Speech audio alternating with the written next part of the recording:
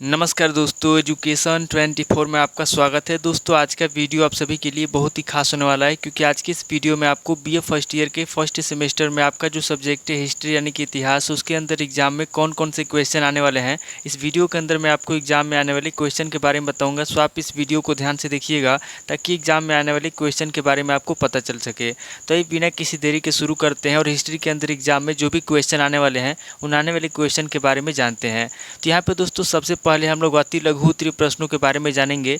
तो अति लघु उत्तरीय प्रश्नों में पहले प्रश्न की बात की जाए तो यहाँ पर आपका पहला प्रश्न दिया हुआ है, कल्हड़ का संक्षिप्त परिचय दीजिए। पहला क्वेश्चन कह रहा है जो कल्हड़ है, यहाँ पे आपको कल्हड़ का संक्षिप्त परिचय देना है।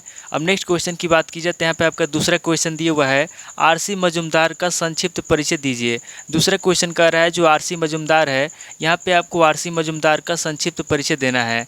अब नेक्स्ट क्वेश्चन की बात की जाए तो यहाँ पे आपका तीसरा क्वेश्चन दिया हुआ है, प्रागैतिहासिक इतिहास का क्या अर्थ है। तीसरा क्वेश्चन कह रहा है जो प्रागैतिहासिक इतिहास है, यहाँ पे आपको प्रागैतिहासिक इतिहास का अर्थ बताना है कि प्रागैतिहासिक इतिहास का क्या अर्थ है। अब नेक्स्ट क्वेश्चन की बात की जाए तो यहाँ पे आपका चौथा क्वेश्चन दिया हुआ है, पूरा इतिहास का क्या अर्थ है। चौथा क्वेश्चन कह रहा है जो पूरा इतिहास है, यहाँ पे आपको बताना है कि पूरा इतिहास का क्या अर्थ है। अब नेक्स्ट क्वेश्चन की बात की जाए तो यहाँ पे आपका पांचवा क्वेश्चन दिया हुआ है, हड़प्पा पुरा स्थल का संक्षिप्त परिचय दीजिए। पांचवा क्वेश्चन कह रहा है जो हड़प्पा पुरा स्थल है, यहाँ पे आपको हड़प्पा पुरा स्थल का संक्षिप्त परिचय देना है। अब नेक्स्ट क्वेश्चन की बात की जाए तो यहाँ पे आपका छठा क्वेश्चन दिया हुआ है, बिदअत के बारे में संक्षेप में लिखिए। छठा क्वेश्चन कह रहा है जो बिदअत है, यहाँ पे आपको बिदअत के बारे में संक्षेप में लिखना है। अब नेक्स्ट क्वेश्चन की बात की जाए तो यहाँ पे आपका सातवां क्वेश्चन दिया हुआ है, आर्यों का मूल निवास स्थान कहाँ था। सातवां क्वेश्चन कह रहा है जो आर्य हैं, यहाँ पे आपको बताना है कि आर्यों का मूल निवास स्थान कहाँ था। अब नेक्स्ट क्वेश्चन की बात की जाए तो यहाँ पे आपका आठवां क्वेश्चन दिया हुआ है, अजात शत्रु का परिचय दीजिए। आठवां क्वेश्चन कह रहा है जो अजात शत्रु है, यहाँ पे आपको अजात शत्रु के बारे में बताना है, अजात शत्रु का परिचय देना है। अब नेक्स्ट क्वेश्चन की बात की जाए तो यहाँ पे आपका 9 क्वेश्चन दिया हुआ है, मौर्य कौन थे। 9 क्वेश्चन कह रहा है जो मौर्य है, यहाँ पे आपको बताना है कि मौर्य कौन थे। अब नेक्स्ट क्वेश्चन की बात की जाए तो यहाँ पे आपका 10वां क्वेश्चन दिया हुआ है, अशोक का कलिंग विजय बताइए। 10वां क्वेश्चन कह रहा है जो अशोक है, यहाँ पे आपको अशोक के कलिंग विजय के बारे में बताना है। अब नेक्स्ट क्वेश्चन की बात की जाए तो यहाँ पे आपका 11वां क्वेश्चन दिया हुआ है, गुप्तों के पतन के आर्थिक कारण बताइए। 11वां क्वेश्चन कह रहा है जो गुप्त है उनका पतन कैसे हुआ, यहाँ पे आपको गुप्तों के पतन के आर्थिक कारण बताना है। अब नेक्स्ट क्वेश्चन की बात की जाए तो यहाँ पे आपका 12वां क्वेश्चन दिया हुआ है, गुर्जर प्रतिहार किस जाति के थे। 12वां क्वेश्चन कह रहा है जो गुर्जर प्रतिहार है, यहाँ पे आपको बताना है कि गुर्जर प्रतिहार किस जाति के थे। अब नेक्स्ट क्वेश्चन की बात की जाए तो यहाँ पे आपका 13वां क्वेश्चन दिया हुआ है, विग्रह राज चतुर्थ कौन था। 13वां क्वेश्चन कह रहा है जो विग्रह राज चतुर्थ है, यहाँ पे आपको बताना है कि विग्रह राज चतुर्थ कौन था। अब नेक्स्ट क्वेश्चन की बात की जाए तो यहाँ पे आपका 14वां क्वेश्चन दिया हुआ है, सामंतवाद के विकास पर संक्षेप में प्रकाश डालिए। 14वां क्वेश्चन कह रहा है जो सामंतवाद है उसका विकास कैसे हुआ, यहाँ पे आपको सामंतवाद के विकास पर संक्षेप में प्रकाश डालना है। तो टोटल आपके 14 क्वेश्चन होंगे जो आपसे अति लघु उत्तरीय प्रश्न में पूछे जाएंगे। अब आगे हम लोग लघु उत्तरीय प्रश्नों के बारे में जानेंगे। तो यहाँ पे लघु उत्तरीय प्रश्नों में पहले प्रश्न की बात की जाए तो यहाँ पे आपका पहला प्रश्न दिया हुआ है, कल्हड़ की इतिहास दृष्टि बताइए। लघु उत्तरीय प्रश्न में आपका पहला प्रश्न है, कल्हड़ की इतिहास दृष्टि बताइए, यानी कि यहाँ पे आपको कल्हड़ के इतिहास की दृष्टि बताना है। अब नेक्स्ट क्वेश्चन की बात की जाए तो यहाँ पे आपका दूसरा क्वेश्चन दिया हुआ है, डॉक्टर जायसवाल का ऐतिहासिक दृष्टिकोण बताइए। दूसरा क्वेश्चन कह रहा है जो डॉक्टर जायसवाल है, यहाँ पे आपको डॉक्टर जायसवाल का ऐतिहासिक दृष्टिकोण बताना है। अब नेक्स्ट क्वेश्चन की बात की जाए तो यहाँ पे आपका तीसरा क्वेश्चन दिया हुआ है, प्रागैतिहासिक इतिहास का अर्थ बताइए। तीसरा क्वेश्चन कह रहा है जो प्रागैतिहासिक इतिहास है, यहाँ पे आपको प्रागैतिहासिक इतिहास का अर्थ बताना है। अब नेक्स्ट क्वेश्चन की बात की जाए तो यहाँ पे आपका चौथा क्वेश्चन दिया हुआ है, मानव की उत्पत्ति एवं विकास पर टिप्पणी लिखिए। चौथा क्वेश्चन कह रहा है जो मानव है उसका विकास कैसे हुआ, यहाँ पे आपको मानव की उत्पत्ति के बारे में बताना है और उसके विकास पर टिप्पणी लिखना है। अब नेक्स्ट क्वेश्चन की बात की जाए तो यहाँ पे आपका पांचवा क्वेश्चन दिया हुआ है, हड़प्पा के धार्मिक विश्वासों पर प्रकाश डालिए। पांचवा क्वेश्चन कह रहा है जो हड़प्पा है, यहाँ पे आपको हड़प्पा सभ्यता के धार्मिक विश्वासों पर प्रकाश डालना है। अब नेक्स्ट क्वेश्चन की बात की जाए तो यहाँ पे आपका छठा क्वेश्चन दिया हुआ है, आर्यों के मूल निवास स्थान के संदर्भ में भारतीय मत की विवेचना कीजिए। छठा क्वेश्चन कह रहा है जो आर्य हैं, आर्यों के जो मूल निवास स्थान है, यहाँ पे आपको आर्यों के मूल निवास स्थान के संदर्भ में भारतीय मत की विवेचना करना है। अब नेक्स्ट क्वेश्चन की बात की जाए तो यहाँ पे आपका सातवां क्वेश्चन दिया हुआ है, नंद वंश पर एक संक्षिप्त लेख लिखिए। सातवां क्वेश्चन कह रहा है जो नंद वंश है, यहाँ पे आपको नंद वंश पर एक संक्षिप्त लेख लिखना है। अब नेक्स्ट क्वेश्चन की बात की जाए तो यहाँ पे आपका आठवां क्वेश्चन दिया हुआ है, अशोक के साम्राज्य विस्तार पर प्रकाश प्रकाश डालिए। 8वां क्वेश्चन कह रहा है जो सम्राट अशोक है, यहाँ पे अशोक के साम्राज्य विस्तार पे प्रकाश डालना है।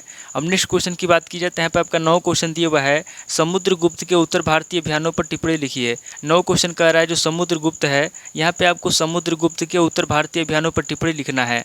अब नेक्स्ट क्वेश्चन की बात की जाए तो यहाँ पे आपका 10वां क्वेश्चन दिया हुआ है चंद्रगुप्त द्वितीय के शासन में शक विजय का उल्लेख कीजिए।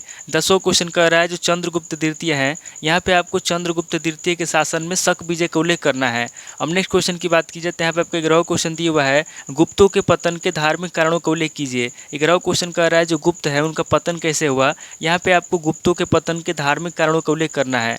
अब नेक्स्ट क्वेश्चन की बात की जाए तो यहाँ पे आपका 12वां क्वेश्चन दिया हुआ है मिहिर भोज की उपलब्धियों का वर्णन कीजिए। 12वां क्वेश्चन कह रहा है जो मिहिर भोज है, यहाँ पे आपको मिहिर भोज की उपलब्धियों के बारे में बताना है। अब नेक्स्ट क्वेश्चन की बात की जाए तो यहाँ पे आपका 13वां क्वेश्चन दिया हुआ है परमार नरेश मुंजराज का मूल्यांकन कीजिए। 13वां क्वेश्चन कह रहा है जो परमार नरेश मुंजराज है, यहाँ पे आपको परमार नरेश मुंजराज का मूल्यांकन करना है। अब नेक्स्ट क्वेश्चन की बात की जाए तो यहाँ पे आपका 14वां क्वेश्चन दिया हुआ है अरब आक्रमण के परिणाम की विवेचना कीजिए। 14वां क्वेश्चन कह रहा है जो अरब आक्रमण हुआ था, यहाँ पे आपको अरब आक्रमण के परिणाम की विवेचना करना है। तो टोटल आपके 14 क्वेश्चन होंगे जो आपसे लघु उत्तरीय प्रश्न में पूछे जाएंगे। अब आगे हम लोग दीर्घ उत्तरीय प्रश्नों के बारे में जानेंगे, यानी कि लॉन्ग क्वेश्चन के बारे में जानेंगे। तो यहाँ पे दीर्घ उत्तरीय प्रश्नों में पहले प्रश्न की बात की जाए तो यहाँ पे आपका पहला प्रश्न दिया हुआ है आर्यों के मूल निवास स्थान का निर्धारण करते हुए संक्षेप में प्रकाश डालिए। पहला क्वेश्चन कह रहा है जो आर्य हैं, यहाँ पे आपको सबसे पहले आर्यों के मूल निवास स्थान के बारे में बताना है, उसके बाद आगे आपको संक्षेप में प्रकाश डालना है। अब नेक्स्ट क्वेश्चन की बात की जाए तो यहाँ पे आपका दूसरा क्वेश्चन दिया हुआ है वैदिक युगीन आर्थिक एवं धार्मिक दशा का संक्षिप्त विवेचना कीजिए। दूसरा क्वेश्चन कह रहा है जो वैदिक युग है, यहाँ पे आपको वैदिक युगीन आर्थिक एवं धार्मिक दशा के बारे में बताना है। अब नेक्स्ट क्वेश्चन की बात की जाए तो यहाँ पे आपका तीसरा क्वेश्चन दिया हुआ है अशोक के धर्म की अवधारणा की विवेचना कीजिए। तीसरा क्वेश्चन कह रहा है जो अशोक है, यहाँ पे आपको अशोक के धर्म की अवधारणा बताना है। अब नेक्स्ट क्वेश्चन की बात की जाए तो यहाँ पे आपका चौथा क्वेश्चन दिया हुआ है चंद्रगुप्त प्रथम तक गुप्तों के प्रारंभिक इतिहास का निरूपण कीजिए। चौथा क्वेश्चन कह रहा है जो चंद्रगुप्त प्रथम है, यहाँ पे आपको चंद्रगुप्त प्रथम तक गुप्तों के प्रारंभिक इतिहास के बारे में बताना है।